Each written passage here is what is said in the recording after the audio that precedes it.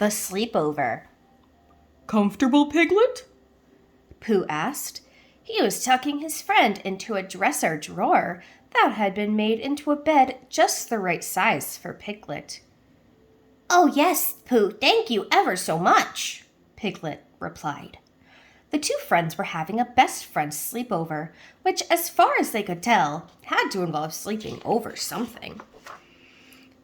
"I suppose you could say that I'm sleeping over the dresser drawer," said Piglet. Pooh nodded. He looked around his house. Now I wonder what I should sleep over. Piglet looked around too, but there seemed to be just one place that was well suited for Pooh, his own bed.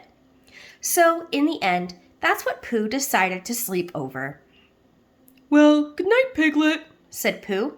He blew out the candle and climbed into bed. Good night, Pooh Bear, Piglet replied. Piglet lay in the darkness of Pooh's room, comfortable in his drawer. What a wonderful best friend sleepover it had been so far, he thought. First, Piglet and Pooh had enjoyed a before bedtime snack. Next, they had put on their pajamas. Then they had made up a bedtime story together. Of course, it was always fun spending time with Pooh, although there was something about being at Pooh's house at bedtime that was so different from being at Piglet's own house at bedtime. As he lay there in the dresser drawer with his eyes wide open, it occurred to Piglet that the darkness at Pooh's house was much darker than it was at his own house. So Piglet rolled over and pulled up the covers. Then he closed his eyes tight and tried to fall asleep, but nothing happened. Piglet opened one eye and peeked into the darkness. That's when he noticed that it was very, very quiet in Pooh's room, much quieter than the quiet in Piglet's own room at night. In particular, the quiet that was coming from the direction of Pooh's bed, where Piglet's best friend was fast asleep, while Piglet lay wide awake. That was the quietest quiet of them all. "Pooh," Piglet whispered. "Pooh Bear," he called out a little louder this time. He didn't want to wake up Pooh. Then Piglet wondered if perhaps Pooh was awake, but had just not heard him. But still there was no answer. Piglet tried his best to fall asleep. Then he heard a soft, low rumbling. It was curiously similar to the sound of a sleeping bear snoring.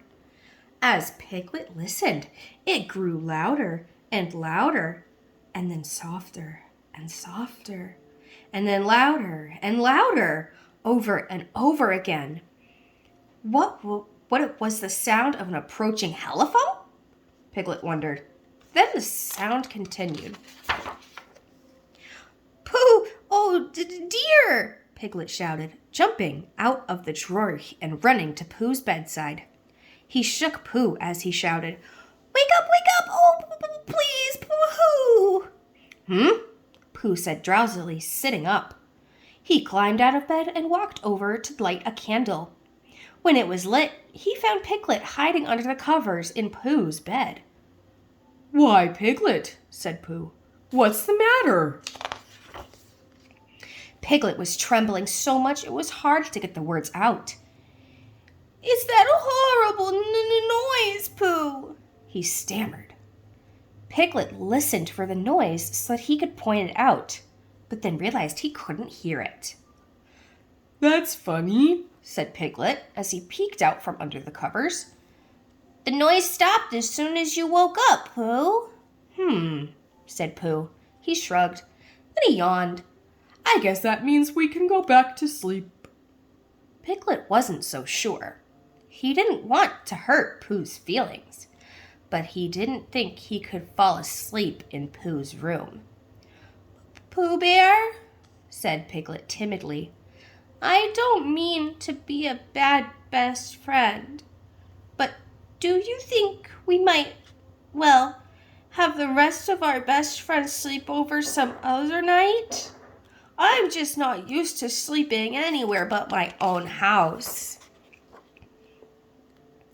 Pooh sat down on the bed and put his arm around Piglet. I understand, Piglet, he said. We can have the rest of our best friend's sleepover wherever you would like.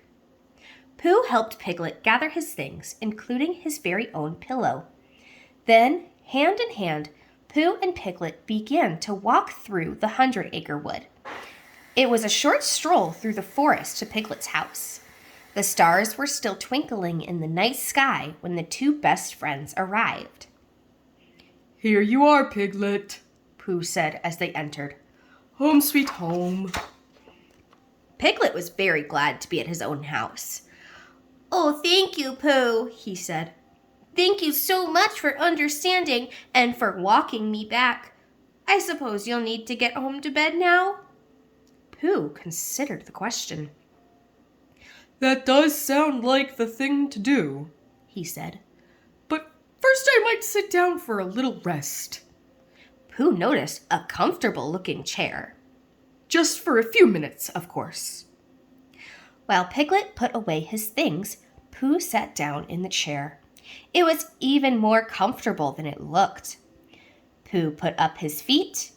Then he decided to rest his eyes, just for a moment. By the time Piglet came back, Pooh was fast asleep. He was even making a soft, rumbling sound. But in the comfort of his own home, it did not strike Piglet as anything other than the sound of one sleepy bear snoring. Piglet covered his best friend with a small blanket and slipped a pillow under his head. Sweet dreams, Pooh Bear, he whispered. Then Piglet climbed into his own bed and drifted off to sleep. It seemed that he and Pooh were having their best friend sleepover after all.